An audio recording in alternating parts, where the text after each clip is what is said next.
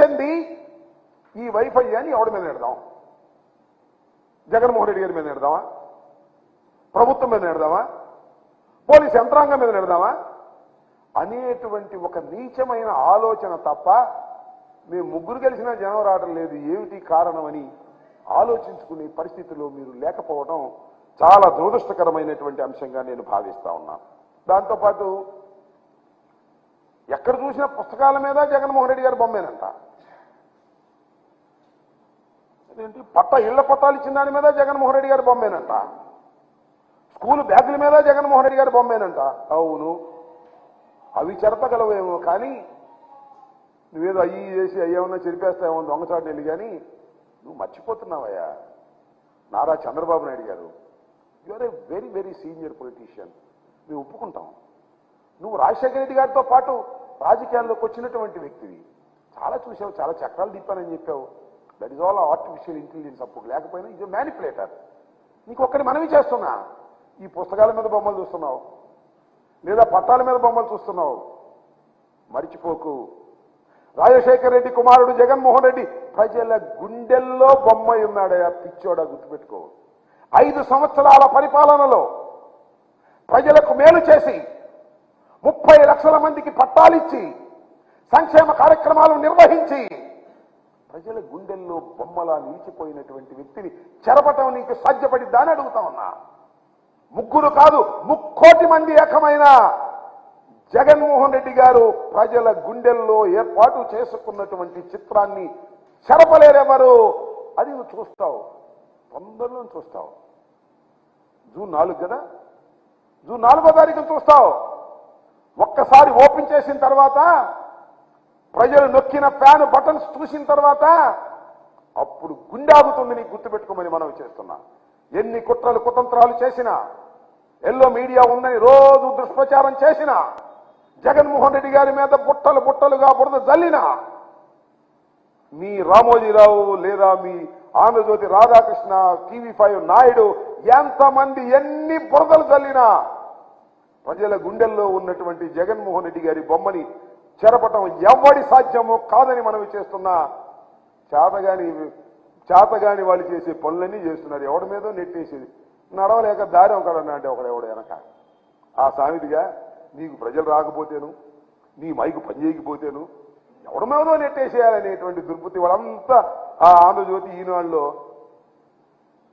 వైఫల్యం, భద్రతా వైఫల్యం అని ఓ పుంకాలుగా వాళ్ళు వీళ్ళు స్టేట్మెంట్ ఇచ్చి అవి చూపించి అసలు చిలకూరుపేటలో ప్రజాగలం అట్టర్ ఫ్లాప్ అయిందనేటువంటి విషయం ప్రజలు అనుకుంటుంటే దాన్ని దోవ మరలించాలనేటువంటి ప్రయత్నం చేయటం చాలా దురదృష్టకరమైనటువంటి అంశంగా నేను ఈ సందర్భంగా చెప్పదలుచుకున్నాను.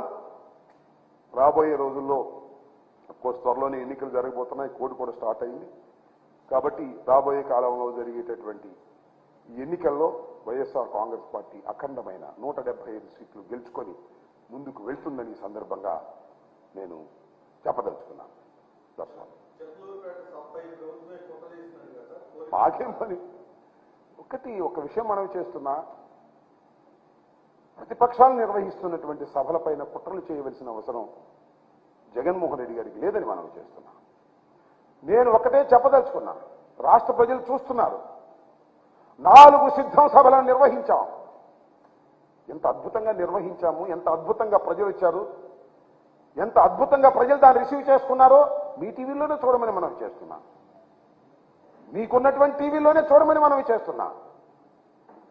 మీరు నిర్వహించారే, జెండా సభ నిర్వహించారు పవన్ కళ్యాణ్ గారు మీరు కలిసి. ఇవాళ చిలకూరుపేటలో ప్రజాగళాన్ని నిర్వహించారు మీరు, పవన్ కళ్యాణ్ గారు, మోడీ గారు కలిసి నిర్వహించారు. అది 2 సభలు కూడి మా ఒక్క సభతో పోల్చగలరా మీరు? ఒక్క సిద్ధం సభలో ఈ 2 సభలు కూడిన 20 కూడా లేదు. That is the fact. కారణం ఒక్కటే, ప్రజాబలం. జగన్మోహన్ రెడ్డి గారి సభలంటే ప్రజలు తరలి వస్తున్నారు. మీ ఉమ్మడి సభలంటే ప్రజలు తరలి రావడం లేదు, తోలినా రావడం లేదు. మీ మీద ప్రేమ లేదు, ఎందుకంటే మీ పరిపాలన వారికి నచ్చలేదు. జగన్మోహన్ రెడ్డి గారి మీద ప్రేమ ఉంది, కారణం వారి పరిపాలనలో ప్రజలు సుఖశాంతులతో ఉన్నారు. 2,72,000 కోట్ల రూపాయలు బటన్ నొక్కితే అకౌంట్స్లోకి వేసినటువంటి ప్రభుత్వం ఇంతకు ముందు ఎప్పుడైనా ఉందా? లేదు. భారతదేశంలో ఏ రాష్ట్రంలో అయినా ఉందా?